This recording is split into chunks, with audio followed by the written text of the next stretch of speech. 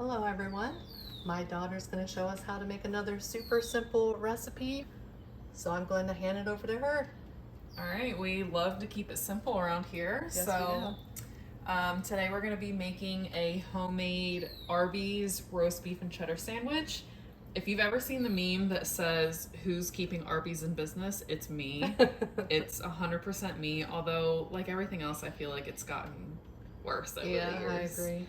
So anyways, only need a couple things here. So I have a pound of deli roast beef sliced very thin. And that's, you got boar's head, right? You have the boar's head. It was called something like seasoned filet. I think they have a filet and a London broil. I got the filet. Okay. And then we need some heavy cream. I have a 16-ounce block of mild cheddar cheese, onion, hamburger buns, of course, some beef stock, and then on the sides, we got some Arby's crinkle fries. You can have whatever you want, and that's what you get when you let a man go to the store, because I wanted the Arby's curly fries, but he got the crinkle. That's okay. So we're gonna start off. I have my oven preheating for the fries. I'm gonna get some beef stock in a pot. We're gonna shred our cheese, and we'll be right back. Okay. Okay, so our fries are in the oven, and then over here I have about 2 cups of beef stock in a pot. I'm just slowly heating that up. We're gonna dip the roast beef into that later before we assemble. So we're gonna start on our cheese sauce. So I have 3/4 of a cup of heavy cream,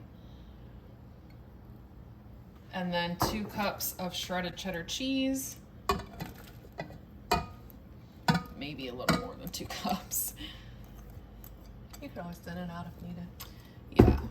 So I'm going to put this on medium heat, whisk it around, let it get all melted. If I have to thin it out, I'll add a little bit more heavy cream, but we'll see. So we'll be back in a few minutes. Okay.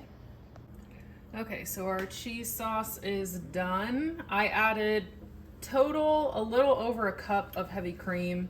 You can do it to your liking, thinner, thicker. So now we are ready for the roast beef. So I have my beef stock warmed up here, and I'm just gonna take, maybe should have done it a little thicker. Just gonna take my roast beef and warm it up in the beef stock. So I'm just gonna let it in there just for a few minutes. I don't wanna like cook it, I just wanna heat it up. So I'm gonna let that go for a few minutes, and then we will be back to assemble. I have a question. So when you go to put this on the sandwich, what do you do?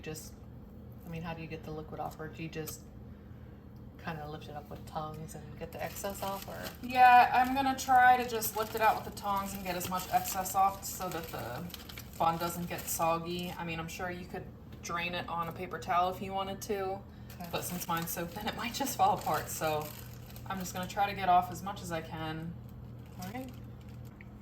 Okay, so our roast beef is nice and warmed up. I've been holding it over here to drain off the extra.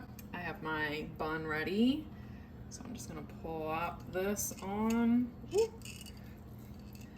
A nice hefty serving. Now I think the beef and cheddars normally have Arby's sauce on them. I'm not a huge fan of Arby's sauce, but you can totally like get the packets or make it yourself and put that on if you wanted. Yeah. So now I'm just gonna scoop my cheese sauce. Yum. And that's it. All right, we'll be back to give it a taste. All right, our beef and cheddar is done. Yum. I'm not having fries, I'm just gonna have a sandwich. Let's give it a taste.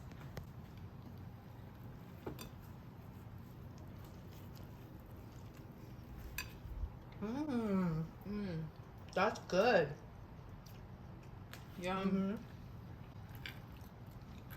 That's delicious. I like it. Yeah, it's good. I've never made this before, and it's so simple. Yeah. Very good. Yum. Yeah, absolutely delicious. Yeah. You definitely have to try this. So simple. If I had the Arby's horseradish, I would totally dip it in that, but We hope that y'all enjoyed this video, and if you make it, please let us know how you like it. But we hope you have a great day and a great rest of your week, and we will see you on the next one. Bye, everyone. bye.